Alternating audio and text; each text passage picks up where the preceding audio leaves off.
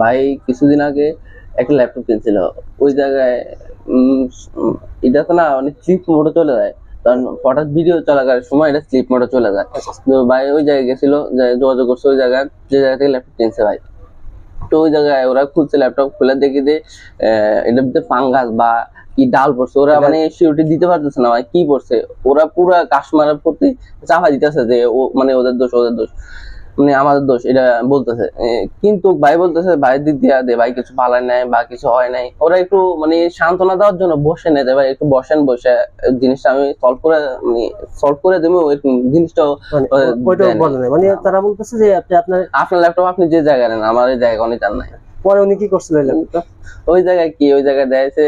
তারপরে ওই জায়গায় বলতেছে যে আপনার মাদারবোর্ডটা ওয়াশ করলে মাদারবোর্ডের সমস্যা আছে বা মাদারবোর্ড চলে যেতে পারে, এরকম কিছু একটা বলছে। উনি ওই জায়গায় ভয় পাইছে, ভয় অবস্থা খারাপ। তারপর মাল্টিপ্লান গেছে ওই জায়গায়, আপনার কাছে আসছিল, ল্যাপটপটা নিয়ে আসছিল ওই জায়গায়। আপনি তার করছেন যে ওই জায়গায় যাওয়ার জন্য, তো ওই জায়গায় যায় বিক্রি করে ফেলছে। আচ্ছা, তাও ওই জায়গায় যত টাকা কিনছে তত টাকা কম বিক্রি। আমি কিন্তু চাইলে আপনাকে ফিজিক্যালি এই জিনিসটা বলতে পারতাম, কিন্তু আমি সত্যি কথা বলতে কি আমি কখনো একটা কাস্টমারকে দেখে শুনে বিপদে পালাইতে চাই না। কারণ আমি এই যে 3.5-4 বছর এই লাইনে আছি, একটা কাস্টমার আপনি এই যে দেখেন, আপনি কিন্তু আমাকে এখন বাংতি টাকাটা দিচ্ছেন, আপনি একটা টাকা কিভাবে ম্যানেজ করছেন সেটা আপনি জানেন।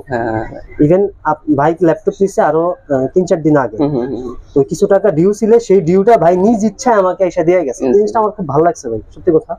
যে নিজে এর ভিতরে বেশ কয়েকবার উনি বলছে ভাই আজকে না, মানে ওনার আপনার দেওয়ার ডেট ছিল 25 তারিখের ভিতরে। তো ভাই কিন্তু আজকে আমার কাছে এসে ল্যাপটপের এটা সফটওয়্যার নিয়ে গেছে, এবং পাশাপাশি উনি আমার কাছ থেকে ওনার যে ডিউ টাকাটা ছিল সেই টাকাটা দিয়ে গেছে। একটা জিনিস কি ভাই, এই যে ল্যাপটপটা নিচ্ছেন, হ্যাঁ, এই ল্যাপটপটা আপনার কাছে এখন ইউজ করে বা কিরকম মনে হলো, বা আপনি আমার কাছ থেকে ল্যাপটপটা আমাকে যে ল্যাপটপটা নিচ্ছেন, এটা ফিজিক্যাল ড্যামেজ যাই হয়েছে, এটা আমি আমার গাড়ি নিয়ে আমি আপনার একটা ল্যাপটপ দিলাম, এটাতে আপনার কেমন, মানে এটার পারফরম্যান্সটা কেমন দেখলেন?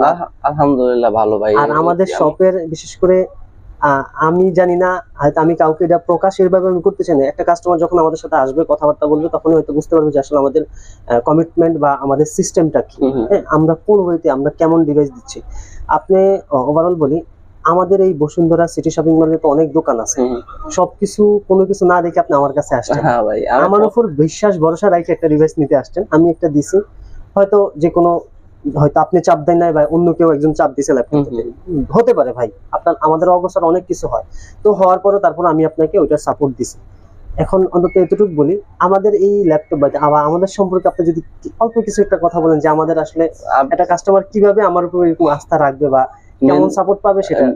জিনিসটা হচ্ছে ভাই আপনার ব্যবহারটা অনেক ভালো ভাই। বিশেষ আপনার সাথে কথা বলার পর বুঝতে পারছি আপনি কিরকম লোক।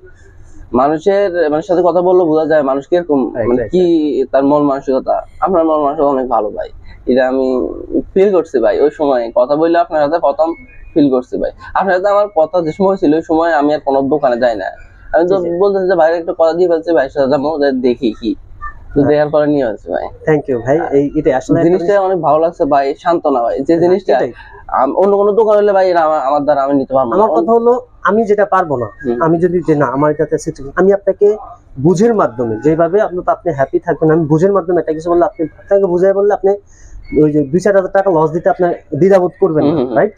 কিন্তু আমি যদি আপনার সাথে একটু ইগনোর করে কথা বলি যে আপনি 500 টাকা ছাড়তে আপনার অনেক কষ্ট হবে, ঠিক আছে?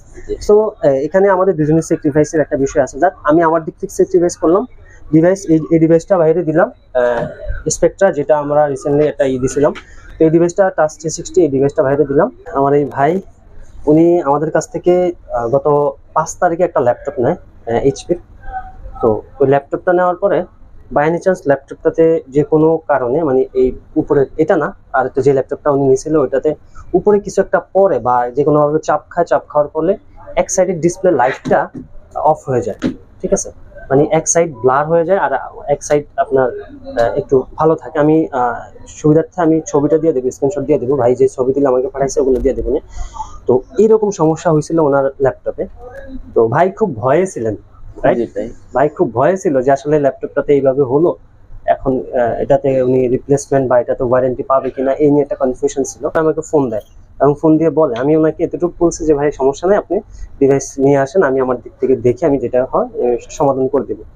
তো আমি আমার দিক থেকে সর্বোচ্চ বেস্ট দেখেন, আমি ল্যাপটপের এই ব্যবসাতে নামছি তাই বলে এমন না যে সবসময় প্রফিটের কথা চিন্তা করব। তো ভাইয়ের স্যাটিসফ্যাকশনের জন্য ভাইকে আমি ওই ডিভাইসটা রেখে আমি আবার পুনরায় আরেকটা নতুন ডিভাইস ওনাকে দিই। গেলে ড্যামেজে অলরেডি কেউ রিপ্লেসমেন্ট গ্যারান্টি নেয়, তারপর আমার দিক থেকে দেখা গেছে আমার ওই জিনিসটা সলভ করতে অল্প কিছু টাকা লাগবে। তো যার কারণে আমি এখন এই জিনিসটা আপনার উপর দিলে আপনার কিন্তু আমার প্রতি ব্যাড একটা থিঙ্কিং চলে আসবে অটোমেটিক। তো আমি আমার দিক থেকে ওইটা না করে আমি ওনাকে সেকেন্ড একটা ল্যাপটপ দিয়ে দিই।